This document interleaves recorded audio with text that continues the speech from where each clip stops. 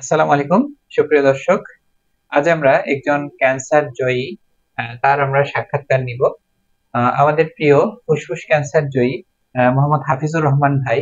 হাফিজুর রহমান ভাই ফুসফুস ক্যান্সারে আক্রান্ত হন এবং এটা ছড়ানো অবস্থায় ছিল। এটা ছিল ফুসফুসের অ্যাডেনোকার্সিনোমা, যেটা শরীরের অনেকগুলো হাড়ে ছড়িয়েছে এবং দুই ফুসফুসেই এটা ছড়ানো অবস্থায় ছিল।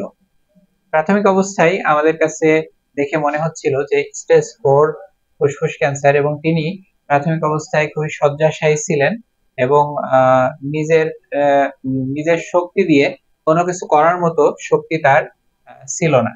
তো আল্লাহর রহমতে এখন তিনি পায়ে হেঁটে এসেছেন এবং একই সাথে তিনি পরিবারের দায়িত্বও তিনি বহন করতেছেন। তো আমরা আজকে তার এই মানে এই অভিজ্ঞতার গল্প আমরা তার কাছ থেকে শুনবো। তো আসসালামু আলাইকুম হাফিজ ভাই। আসসালামু আলাইকুম। আপনি কেমন আছেন এখন? এখন আল্লাহর রহমতে আপনাদের দোয়ায় মোটামুটি সুস্থ, ফুল সুস্থ, পুরোপুরি সুস্থ? পুরোপুরি সুস্থ আছি। আচ্ছা। আগে কেমন ছিলেন? আগে ছিলাম আমি এক গ্লাস পানি উঠে পেশাব করতে যাওয়া, বা বাথরুমে যাওয়া, এই ধরনের আমি কিছুই করতে পারতাম না। আমার স্ত্রী সবকিছু করতো। আমি এনায়েতপুরে গেছিলাম, সব জায়গাতে মোটামুটি অনেক জায়গাতে আমি চিকিৎসা করছি। তো আল্লাহর রহমতে আপনার কাছে আসে আমি একরকম সুস্থ, আল্লাহ পাক আমাকে সুস্থ করছে আপনার দ্বারাই।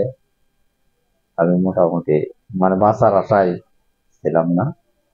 সবাই সব জায়গায় অনেক ডাক্তার বলছে যে, আর মগজ বলেনি যে 3 মাস বাঁচতে, যেরকম যে ভাষায় যে অসুখে সেই ভাষায় বলছে, বা বড় বড় বলছে। সেই ইয়েতে যাই হোক, ওনাকে অত করছেন, তাই আল্লাহর রহমতে আপনার চিকিৎসা পায় আল্লাহ আমাকে যাতে আপনি মিলে দিচ্ছে। তাছাড়া এতগুলো এনায়েত করতে সুযোগ করে এত দূর থেকে আসে আপনাকে আমাকে করে দিই আপনার কাছে।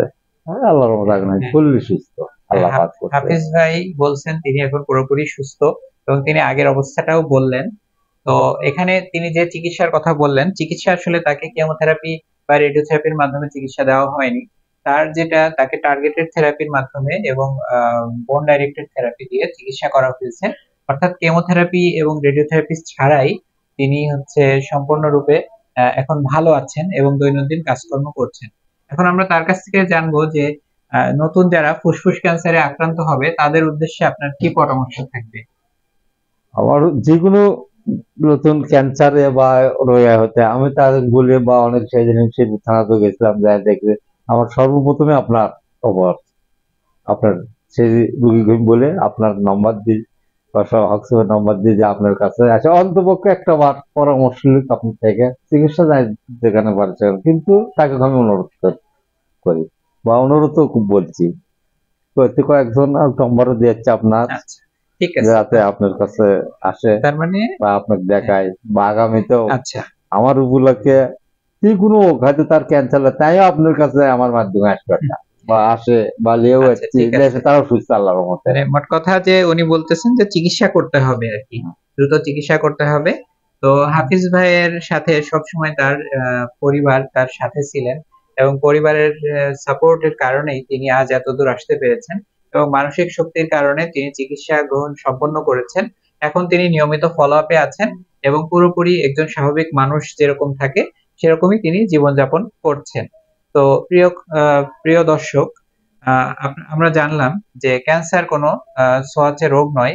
ক্যান্সার ছড়িয়ে পড়লেও স্টেজ 4 এ চলে গেলেও ফুসফুস ক্যান্সার নিরাময়যোগ্য। ক্যান্সার রোগীরা আমাদের সম্পদ। ক্যান্সার কোনো অভিশাপ নয়। আমরা ক্যান্সার রোগীদের যত্ন নিব। আমরা ক্যান্সার সম্পর্কে নিজেরা সচেতন হব। পরিবার এবং সমাজকে সচেতন করব। আসুন আমার আপনার সকলের ঐকান্তিক প্রচেষ্টায় দূর হোক ফুসফুস ক্যান্সার চিকিৎসার সকল অন্তরায়। সবাই ভালো থাকবেন, সুস্থ থাকবেন। আসসালামু আলাইকুম।